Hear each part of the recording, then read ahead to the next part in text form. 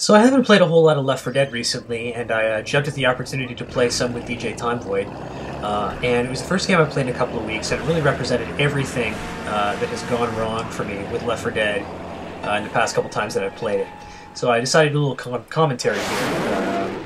First off, it's me and DJ Tomvoid, two randoms, and I knew that we were in trouble right off the bat when, first off, our charger hasn't spawned. He's just sitting there. And the jockey is not making a particularly intelligent play up on the top of the roof right after the attack happens. Eventually he jumps down right over here, as you can see. He'll jump down, miss his target, and then he can just go for this other one over here because the team we're playing against is actually really bad. Really awful. So I think, well, maybe there's some hope here that we're just playing with a bunch of awful players. Charger has spawned, still hasn't done anything. It's really unbelievable. Finally, he decides to go in and charge, and he goes down immediately. It's enough to down the person there, but doesn't really matter because all we have is a smoker. So I knew we were in trouble with these two. Okay, so here's another clip from a little bit later on.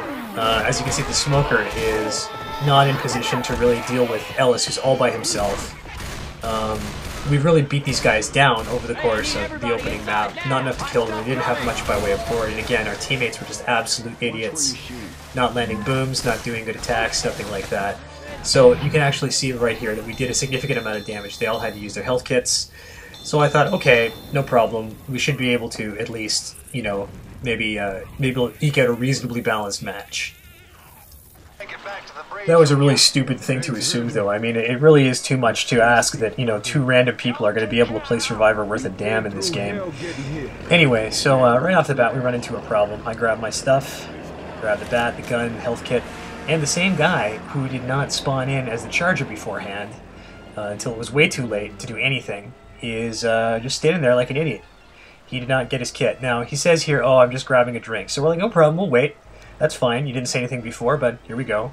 We'll just wait till you come back, and then you can grab your gun, and you can grab your health kit, or you can run up the steps by yourself with no equipment whatsoever like an idiot, and get pummeled with this attack, right about now. And that's what happens. And I get hit with the charger, and the greatest part about this is that this dude, you see he's meleeing the charger with the pistol. Isn't that awesome? Isn't that fantastic? So we decided to kick him. That's definitely more than enough. And I think that the other guy was his buddy. He refuses to vote. But we're able to kick this guy, and we figured, well, the other guy hasn't done anything too obscenely bad as a player, and we can at least hold on to him, as it's worth it to have three players that are human at the very least, and hopefully Ellis, who now has had the good sense to actually grab a health kit and a gun as a bot. We think that we're probably in reasonable shape here to move onward. As it turns out, we were really not in very good shape at all. So the worst bit about this is that obviously, you can see right here, the other team doesn't know what they're doing. They're really awful. I mean, we're getting some pretty craptastic hordes, but they're really terrible. It's just by virtue of having to babysit the other people. We have a no-micer here who's joined us, and he blows up the boomer here. And that pretty much ends up being the last straw with regards to that. So we decide to kick him. I think, again, the other guy chooses not to kick. No, he eventually does. And so now we are back to having Ellis bot.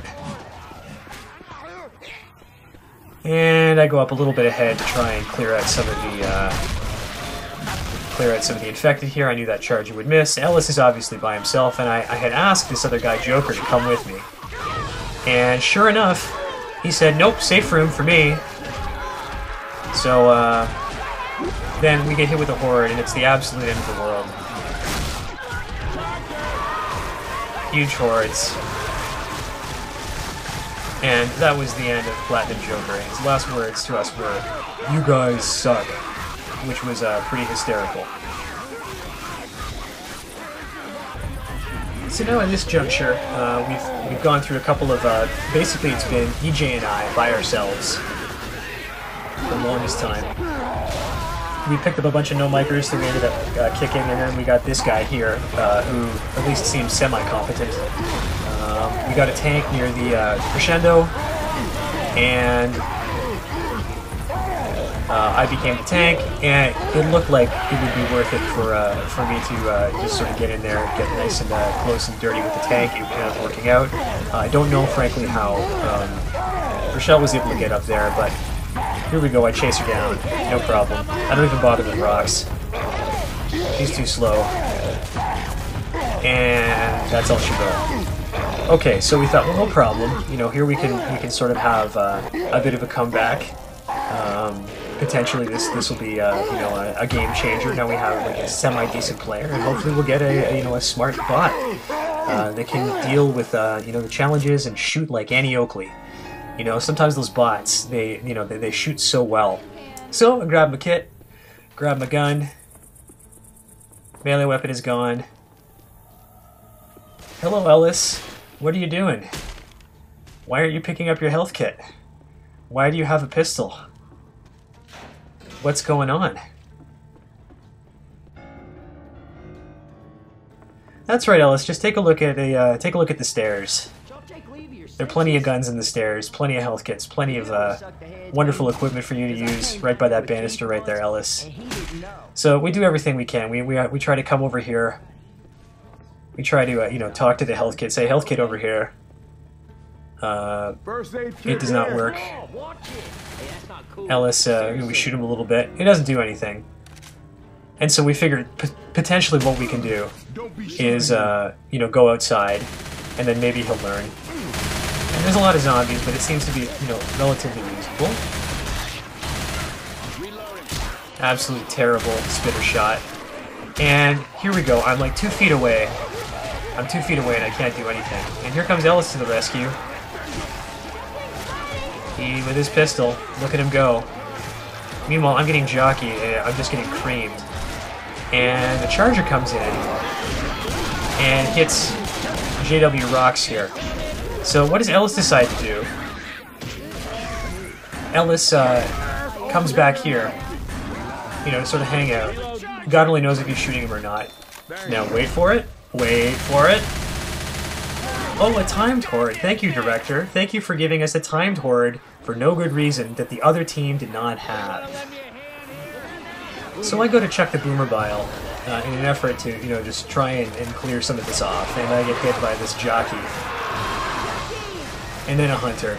And, you know, this is just absolutely ridiculous. And the other team is not accommodating. But this whole situation with the bot not getting the equipment, and then the timed horde, and then it's just like, there's so many zombies, it's like the end of the world. And of course, they don't even want to consider, you know, going back to the lobby or anything like that. And that's the worst bit, is just losing to a garbage team. When you lose to an awful team, it's so painful.